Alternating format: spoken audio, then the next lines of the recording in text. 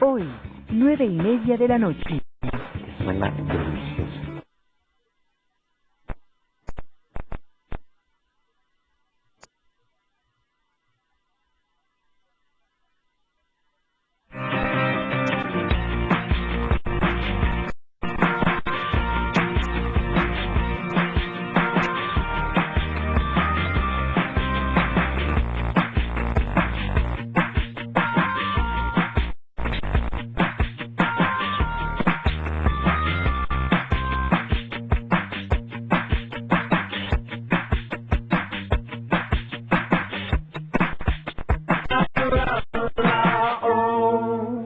¿Cómo están? Me da muchísimo gusto que me acompañen una vez más aquí en la Defensoría del Televidente.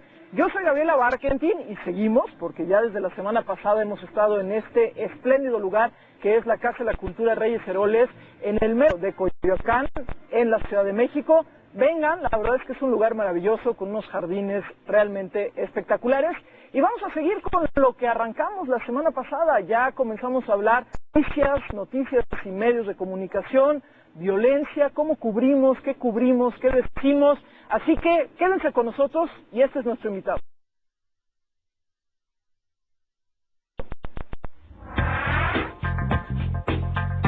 Con 20 años de experiencia en la radio mexicana, actualmente es conductor de la edición vespertina de La Red de Radio Red, Jesús Martín Mendoza. En 2000 recibió el Premio Nacional de Periodismo José Paje Izquierdo. Y en la categoría del mejor programa de noticias por radio, el Premio Nacional de Periodismo que otorga el Club de Periodistas de México. Bueno, ya estamos aquí con nuestro invitado y la verdad es que me da muchísimo gusto que me acompañes. Sé que eres una persona sobre todo de radio, pero bueno, hoy estás en televisión. Jesús Martín Mendoza, bienvenido. Muchas gracias, eso me parece muy bien, estar en televisión cuando efectivamente mi idea general es hacer radio, ¿no? Bueno, pero sí también ven quién eres, ¿no? Porque a veces, bueno, aunque ahora la radio ya también suele tener sus camaritas ocultas, ¿no? Que no sé si sea ventaja o desventaja, pero bueno, pues aquí estamos, ¿no? Oye, no, pues bienvenido. Estamos con un programa la semana pasada y estamos a lo largo de estos días, queremos platicar sobre pues, las decisiones que se toman en materia noticiosa en los medios de comunicación electrónicos, sobre todo, ¿no? Vamos a hablar contigo de radio, televisión. Y lo primero que te pregunto, tú tienes una larga trayectoria en radio, has estado en diferentes medios, ahorita estás en Radio Centro, pero has estado en diferentes medios.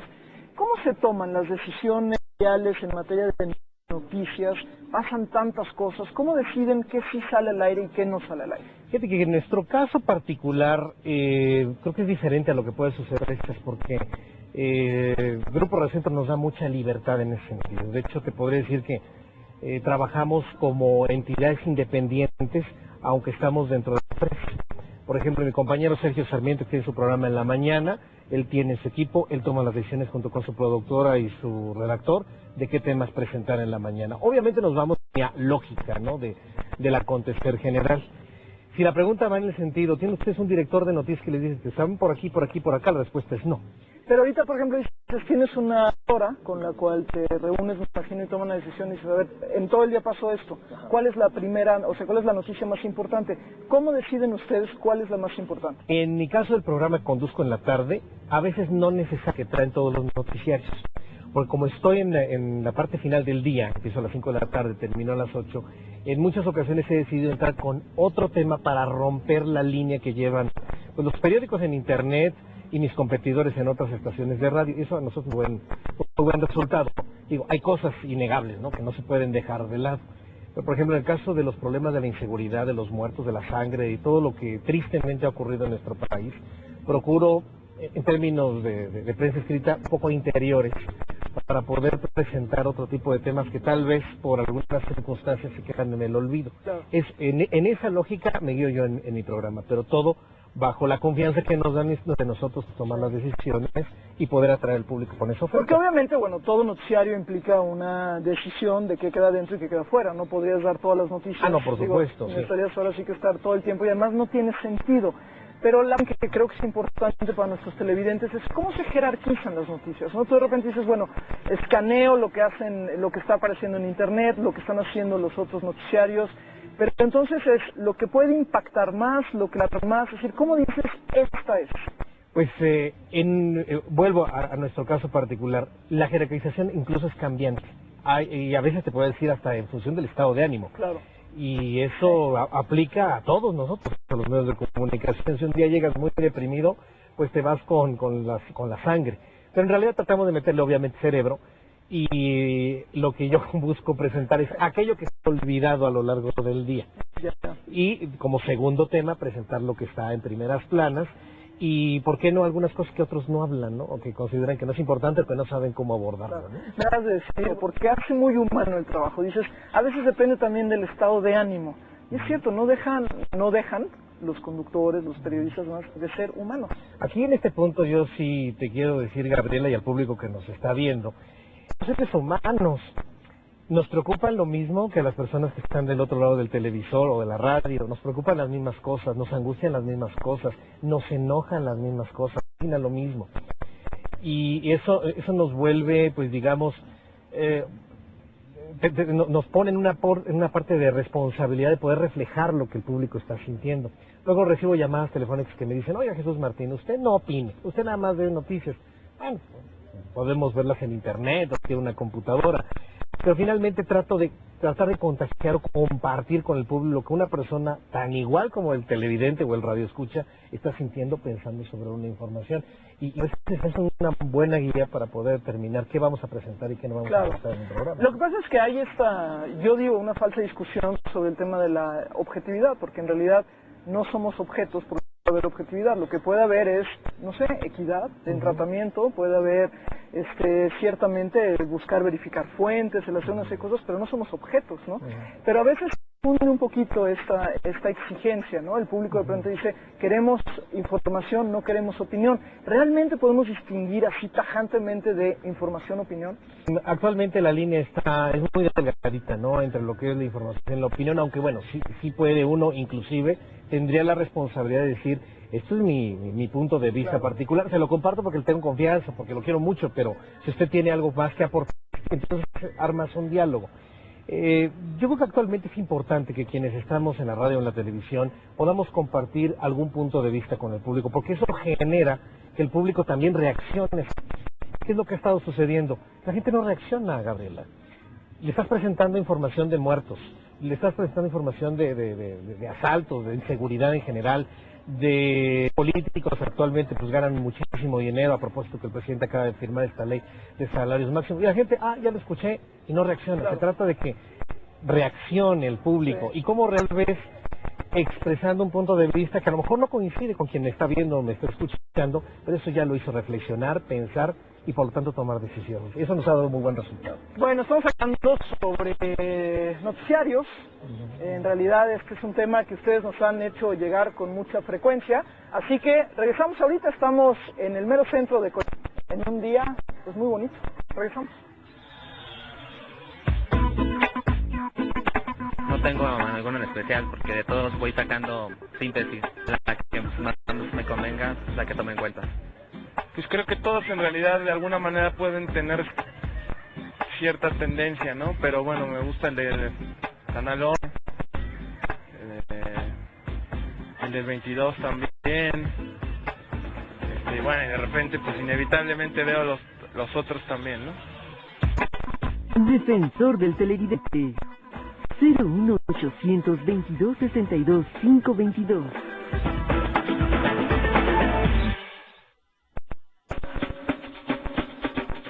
Los 25 años de la jornada son un motivo de orgullo, no solo para los periodistas que la hacen, sino para todos los periodistas y para todos los mexicanos.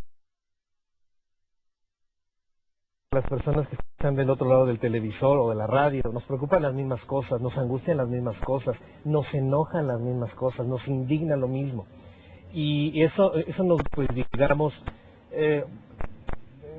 nos pone en una parte de responsabilidad de poder reflejar lo que el público está sintiendo. Luego recibo llamadas telefónicas que me dicen, oiga Jesús Martín, usted no opine, usted nada más ve noticias. Bueno, podemos verlas en internet o en la computadora, pero finalmente tratar de contagiar o compartir con el público lo que una persona tan igual como el televidente o el radioescucha está sintiendo pensando sobre una información. Y a veces es una buena guía para poder determinar qué vamos a presentar y qué no vamos a presentar en el programa. Lo que pasa es que hay una falsa discusión sobre el tema de la objetividad, porque en realidad no somos objetos, por lo que puede haber objetividad. Lo que puede haber es, no sé, equidad en tratamiento, puede haber ciertamente buscar verificar fuentes, el hacer una serie de cosas, pero no somos objetos, ¿no? Pero a veces se nos confunde un poquito esta exigencia, ¿no? El público de pronto dice, queremos información, no queremos opinión. ¿Realmente podemos distinguir así tajantemente de información? Actualmente la línea es muy delgadita, ¿no? Entre lo que es la información y la opinión, aunque bueno, sí puede uno, inclusive, tendría la responsabilidad de decir, esto es mi punto de vista particular, se lo comparto con confianza porque lo quiero mucho, pero si usted tiene algo más que aportarme, pues entonces armas un diálogo. Yo creo que actualmente es importante que quienes estamos en la radio o en la televisión podamos tener algún punto de vista con el público, porque eso genera que el público también reaccione a esa noticia. ¿Qué es lo que ha estado sucediendo? La gente no reacciona, Gabriela. Le estás presentando información de asaltos, de inseguridad en general, de los políticos actualmente pues ganan muchísimo dinero a propósito que el presidente acaba de firmar esta ley de salarios máximos. Y la gente, ya lo escuché y no reacciona. Claro. Se trata de que reaccione. ¿Y cómo reacciona? Tal vez expresando un punto de vista que a lo mejor no coincide con quien me está viendo o me está escuchando, pero eso ya lo hizo reflexionar, pensar y por lo tanto tomar decisiones. Eso nos ha dado. Bueno, estamos aquí platicando sobre noticiarios. En realidad este es un tema que ustedes nos han hecho llegar con mucha frecuencia. Así que regresamos ahorita, estamos en el centro de Coyoacán, en un día pues muy bonito. Regresamos. No tengo alguno en especial, porque de todos voy sacando y la que más me convenga es la que tome en cuenta. Pues creo que todos en realidad de alguna manera pueden tener cierta tendencia, ¿no? Pero bueno, me gusta el del 22 también. Y bueno, y de repente pues inevitablemente veo los otros también, ¿no? Defensor del televidente. 01822-62-522.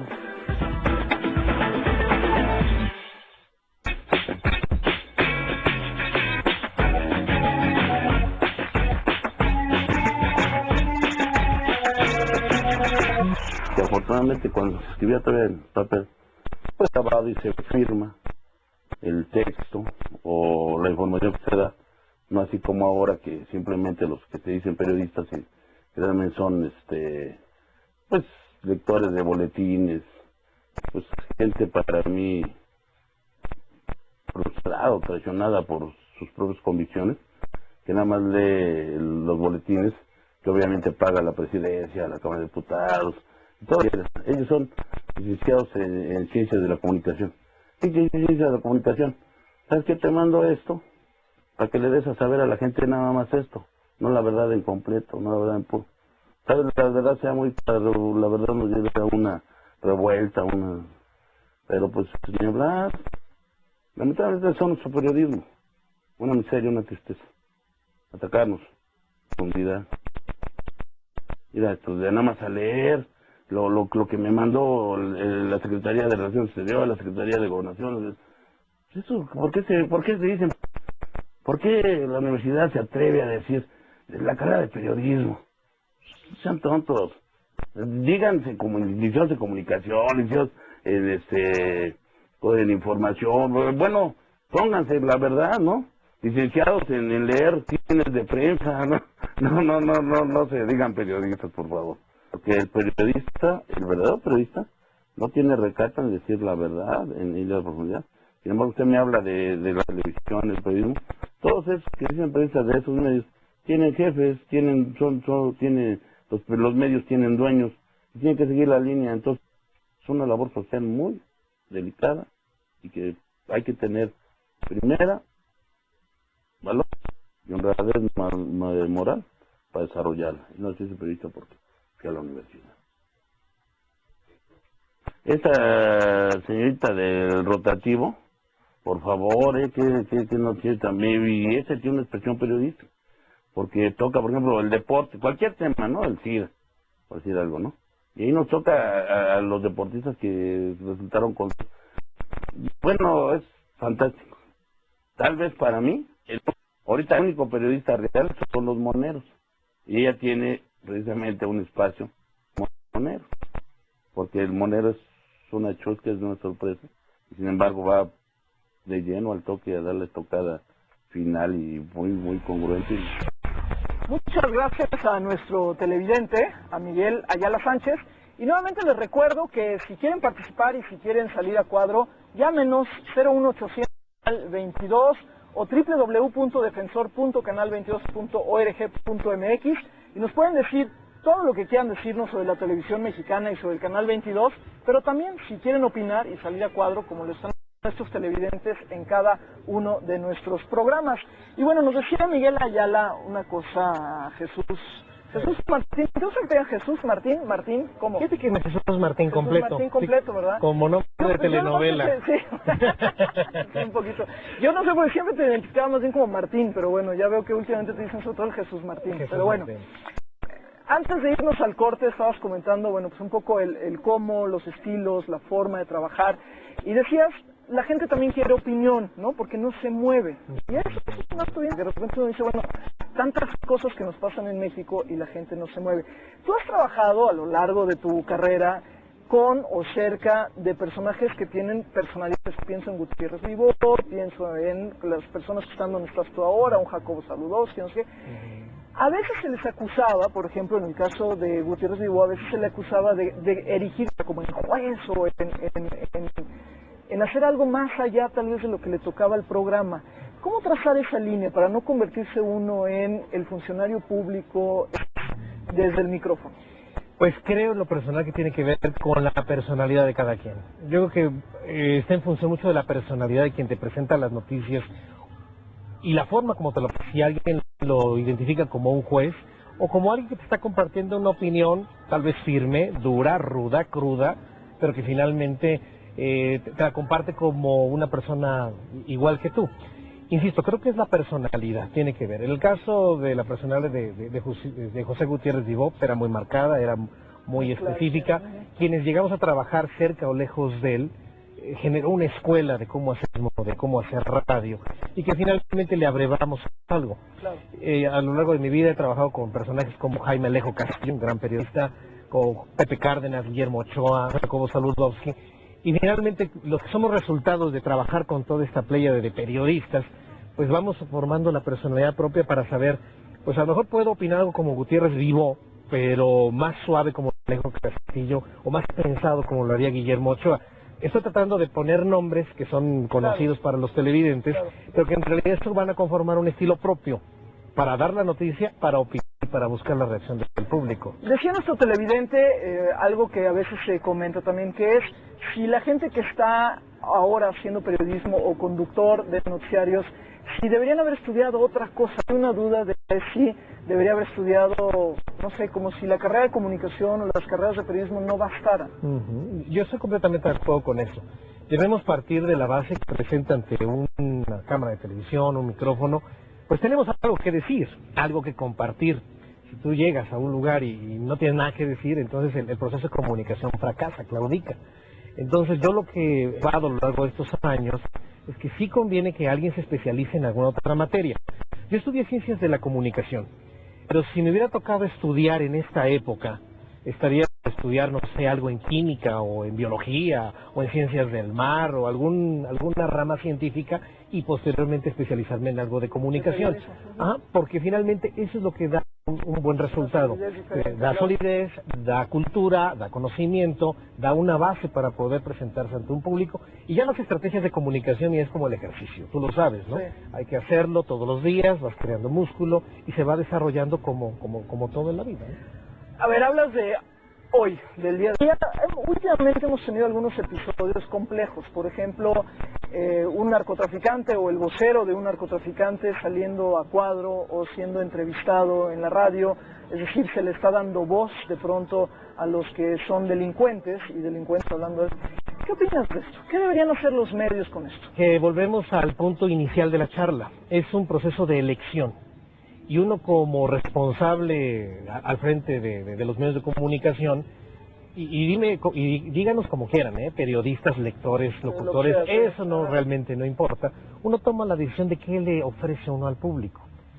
Uno tiene la libertad de decir, o le ofrezco una entrevista con un narcotraficante, que puede llegar a ser muy interesante, o le ofrezco una entrevista con alguien que nos pueda hablar de una salud familiar, una buena relación en familia, ¿no? O sea, uno tiene la libertad de poder escoger algo que pueda abonar en forma positiva a la sociedad, o algo que pueda abonar en algo no tan positivo. En lo personal, yo no buscaría a un líder de un cártel para entrevistarlo.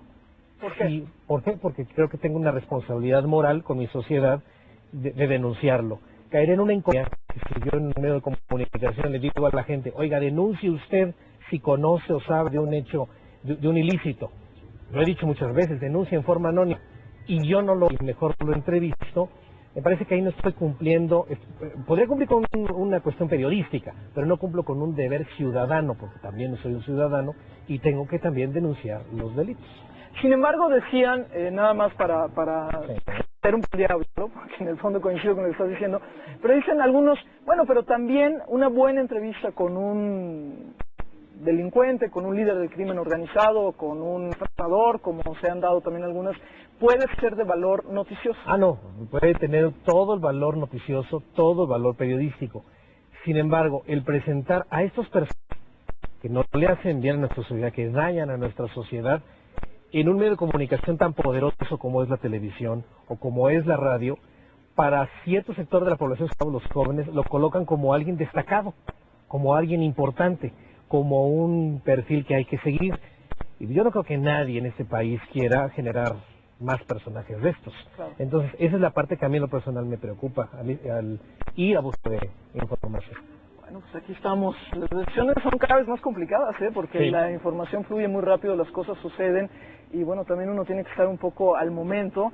Y bueno, la coyuntura, yo coincido plenamente contigo, me parece que abrirle el micrófono o poner la cámara de televisión así nada más y permitir que un líder, como fue el caso de la tuta, estamos hablando de algo muy concreto en estos días, me parece que es legitimar algo que no deberíamos estar legitimando como sociedad. Pero bueno, vamos a seguir hablando de esto. Aquí estamos en la Defensoría del Televidente. Yo creo que somos de TV Fórmula. Pues hay varios que veo. Veo el canal 28, veo el del canal 40, veo el del canal 11. Diferentes horarios porque a veces lo repiten en la noche, ya en la noche que llego, ya lo repiten, entonces veo diferentes horas, diferentes noticieros. Defensor del Televidente, 21 22 96 80. Pedro Ángel baila con el Son Jarocho. Capítulo de estreno, hoy, 10 de la noche.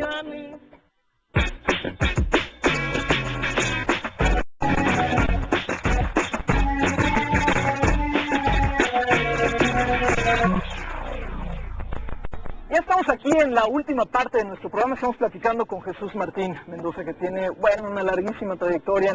Y me da mucho gusto además que en los últimos años ha resultado premiado.